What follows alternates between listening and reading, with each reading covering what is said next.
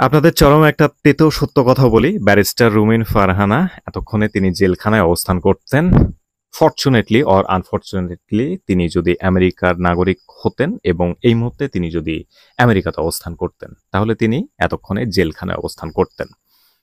আমেরিকার কিছু ল আছে, স্ট্রিট ল আছে। কাউকে যদি আপনি সোশ্যাল বুলিং এর মধ্যে ফেলেন, মানে কেউ কালো, আপনি তাকে কালো বলছেন, কালো বলে গালি দিচ্ছেন, কেউ তাকে বাইট্টা বলতেছেন, মানে বডি শেমিং টাইপ যদি কোনো অকারেন্স করেন, সো এইটা আমেরিকাতে পানিশেবল অফেন্স এবং এটা খুবই স্ট্রিক্ট ফলো করা হয় আমেরিকাতে। কিন্তু ফরচুনেটলি ব্যারিস্টার রুবিন ফারানা তিনি বাংলাদেশের নাগরিক, বাংলাদেশে অবস্থান করতেছেন এবং রিসেন্টলি তিনি যে অ্যাক্টিভিটিসগুলো করছেন, ল্যাঙ্গুয়েজ অ্যাক্টিভিটিস স্পেশালি, যার এগেনস্টে করছেন, তিনি হয়তোবা কমপ্লেন করেননি। কমপ্লেন করলেও আসলে বাংলাদেশের আইনে এগুলো হয় কি হয় না আমি জানি না, কিন্তু হবে না, কিছুই হবে না। তিনি যথার্থই ঘুরে বেড়াচ্ছেন এগুলো বলে। একটা সমালোচনা তৈরি হয়ে গেছে সারা দেশে, এরকম একটা ওয়েব চলতেছে এখন। ব্যারিস্টার রুমিন ফারহানা তিনি এই যে বডি শেমিং নিয়ে কথা বলা, মানে হাসানাত আব্দুল্লাহর কথা বলতেছে, অলরেডি আপনারা জানেন।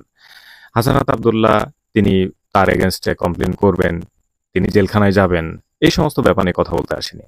ওনারা যাক বা না যাক, মরুক বাঁচুক, এইসব নিয়ে আমার কোনো টেনশন নাই। কারণ বাংলাদেশের পলিটিক্স আসলে বাংলাদেশের নাগরিকের জন্য না। তো তিনি যে কথাগুলো বললেন হাসানাত আব্দুল্লাহকে কেন্দ্র করে, এর মধ্যে সবচেয়ে ভয়ানক ছিল যে ফকিন্নির বাচ্চা এই শব্দটা উনি খুবই ন্যাস্টি ওয়েতে উচ্চারণ করেছেন। উচ্চারণ না, এটা একটা স্ট্যাটাস ছিল। তারপরে বডি শেমিং নিয়ে কথা বলা, চেহারা, এরপরে আরো নানান ধরনের তিনি কথা বলেছেন যেগুলো খুবই আপত্তিকর একজন পলিটিশিয়ানের ক্ষেত্রে। পলিটিক্স এরকম হওয়া উচিত না। পলিটিক্স আসলেই এরকম হওয়া উচিত না। পলিটিক্স বাংলাদেশের হোক আর যেই দেশেরই হোক, রাজনীতি এমন একটা জিনিস একটা মানুষকে ইন্টার কানেক্টেড করে, মানে একটা দেশের মানুষকে, প্রত্যেকটা মানুষকে কিন্তু ইন্টার কানেক্ট করে। ভ্রাতৃত্বের বন্ধন স্ট্রং হয় যদি ওই দেশে ভালো পলিটিক্স হয়। ভালো পলিটিক্স বলতে যে আমি হেরে গেছি কিন্তু যারা জিতে গেছে তাদের মধ্যে কেউ একজন আমাকে হায়ার করছে তাদের সরকার চালানোর জন্য, যেটা আমেরিকাতে হয়। কিন্তু বাংলাদেশে তো ওইগুলো হয় না। আমি আপনাদের নর্মাল একটা এক্সাম্পল দেই। আপনি মসজিদে যাবেন, মসজিদে গিয়ে আপনি এশা নামাজ পড়বেন, এশা নামাজ পড়ার পরে তারপরে সেখানে বসবেন, আরো নামাজ পড়বেন, তারপরে ধ্যান করবেন, জিকির করবেন, যাই করেন। একটা সময় আপনার গায়ে এসে আস্তে করে ওই মসজিদের যে কেয়ারটেকার বা মুয়াজ্জিন আছেন, তিনি কিন্তু আপনাকে মসজিদ থেকে বের করে দিবেন, কারণ মসজিদে তালা লাগানো হবে। কারণ আপনার জন্য তো সে সারা রাত বসে থাকবে না। It's a culture of our Moscow, মসজিদ কালচার, এটা বাংলাদেশের। কিন্তু ওই আপনি মাথার চুল টুল ন্যাড়া করে, তারপরে মেরুন কালারের একটা ড্রেস পরে, মানে আলখাল্লা পরে যদি আপনি বৌদ্ধদের মন্দিরে গিয়ে বসে থাকেন, সেখানে আপনি 1 বছর, 2 বছর, 5 বছর, 100 বছর, 200 বছর ধরে বসে থাকবেন, আপনাকে কেউ ডিস্টার্ব করবে না, because that is that culture of Buddha. বৌদ্ধদের এটা একটা কালচার। আপনি ওখানে মরে যান ধ্যান করতে করতে, আপনাকে কেউ ডিস্টার্ব করবে না, কারণ ওইটা ওদের কালচার। আরো একটা এক্সাম্পল দেই। একটা ভিডিওতে দেখলাম যে একটা চাইনিজ ফ্যামিলি, বাবা, তার সন্তান আর তার ওয়াইফ, এই তিনজন। তো বাবা তিনি বই পড়ছেন আর তার ওয়াইফ রুম ঝাড়ু দিচ্ছে বা ফ্লোর পরিষ্কার করছে, আর বাচ্চাটা একটু ছোট, হালকা পাতলা বুদ্ধি হওয়া শুরু হয়েছে। তো যখনই ঝাড়ু দিতে দিতে ওই মেয়েটা, মানে তার ওয়াইফ ঝাড়ু দিতে দিতে তাদের কাছে আসতেছে, তখনই ওই যে বাবা তিনি তার যে পায়ের চপ্পল, জুতা, ওইটা উপর করে ধরতেছেন এবং পাটা উপরে তুলে নিয়ে ধরে ধরে আছেন যাতে ওই মেয়েটার ঝাড়ু দিতে সুবিধা হয়। তো এরকম 2-3 দিন দেখতে দেখতে ওই বাচ্চা মেয়েটাও একসময় শিখে যায়। এরপরে একদিন দেখা গেল, মানে ওই ভিডিওটা এভাবে তৈরি করা হয়েছে, একদিন দেখা গেল যে বাবাটাও পা উপর করে ধরে আছে ঝাড়ু দেওয়ার সুবিধা করার জন্য, এবং মেয়েটার কাছে যখন ঝাড়ু নিয়ে গেছে ছোট বাচ্চা, ওই মেয়েটাও কিন্তু পা উপর করে দিয়েছে। সো কালচারটা এইভাবে তৈরি হয়। বাংলাদেশের কালচার মানে পলিটিক্যাল কালচার, মানে ওই দুটা উদাহরণ কিন্তু আমি এইটাতে ফিট করতে চাচ্ছি যে বাংলাদেশের পলিটিক্যাল কালচার আসলেই ন্যাস্টি। কাদা ছোড়াছুড়ি ছাড়া আমাদের পলিটিক্যাল নেতারা মনেই করে না যে আমি একজন পলিটিক্যাল নেতা। এটা তারা মনেই করতে পারে না। আমি একজনকে গালি দিব না, আমি একজনের সঙ্গে খুব সুন্দরভাবে আচরণ করে কথা বলবো, সে আমার অপোনেন্ট পার্টির একজন লিডার, এটা তো হইতে পারে না। তাকে তো অবশ্যই ছোট করতে হবে, নিচু করতে হবে, গালি দিতে হবে। আদারওয়াইজ এটা পলিটিক্স না। এইরকম একটা কনসিয়াসনেস ঢুকে গেছে আমাদের পলিটিক্যাল পার্টির নেতাদের মধ্যে, যার কারণে এরকম জঘন্য, এরকম ন্যাস্টি কনভারসেশন আমাদের দেখতে হচ্ছে। এবং এরাই নাকি আমাদের দেশের দায়িত্ব নেবে।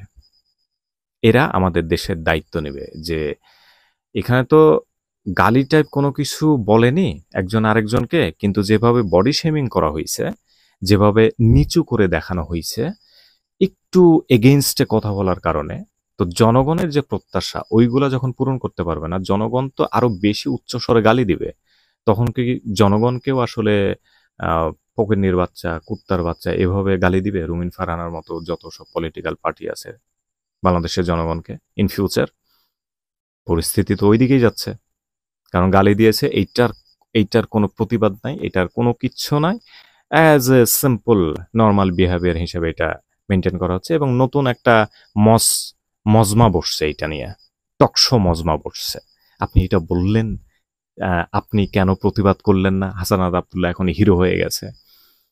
ব্যাপারটা আসলে খুবই কৌতুক হয়ে গেছে বাংলাদেশের পলিটিক্সটাই আসলে কৌতুক। এরা ক্ষমতায় গেলে, সেটা হাসানাত আব্দুল্লাহ বলেন, রুমিন ফারহানা বলেন, এই ধরনের ন্যাস্টি মাইন্ডের যেগুলো আছে, তারা ক্ষমতায় গেলে আসলে জনগণের কিভাবে সেবা করবে, তাদের সাথে কত সফট বিহেভিয়ার করবে, এটা এটা বিগেস্ট একটা কোশ্চেনেবল ফ্যাক্ট, যেটা ওই যে একটা ভাত টিপলে বোঝা যায় পুরো হাড়ের ভাত হয়েছে কিনা। নর্মাল বিহেভিয়ার দেখলে বোঝা যায়। ব্যারিস্টার রুমিন ফারহানার এই ধরনের বডি শেমিং করা উচিত হয়নি বলে অ্যাজ এ সাধারণ নাগরিক হিসেবে এটা আমি মনে করছি। জবাবে হাসানাত আব্দুল্লাহ এখন পর্যন্ত জবাব দেননি। নেক্সটে কিভাবে দিবেন তিনি, কারণ ওই রকম ভালো নেতা আমরা এখন পর্যন্ত পাইনি। কাদা ছড়াছড়ি চলতেই থাকবে। সো আমার মনে হয় না এটা খুব একটা ভালো কাজ হয়েছে রাজনীতির জন্য, কারণ একজনেরটা দেখে আরেকজন শেখে। ওই যে এক্সাম্পল দিলাম, কালচারটা ওইভাবে তৈরি করতে পারলেই না ভালো কিছু হবে। রুমিন ফারহানা যদি খুবই ধৈর্য নিয়ে ভালো কিছু বলতেন, সুন্দর করে আচরণ করতেন, বা সুন্দর ওয়েতেও স্ট্রিটলি হ্যান্ডেল করা যায়, মানে শক্ত হাতে কিন্তু হ্যান্ডেল করা যায়, ভাষা খারাপ না করেও।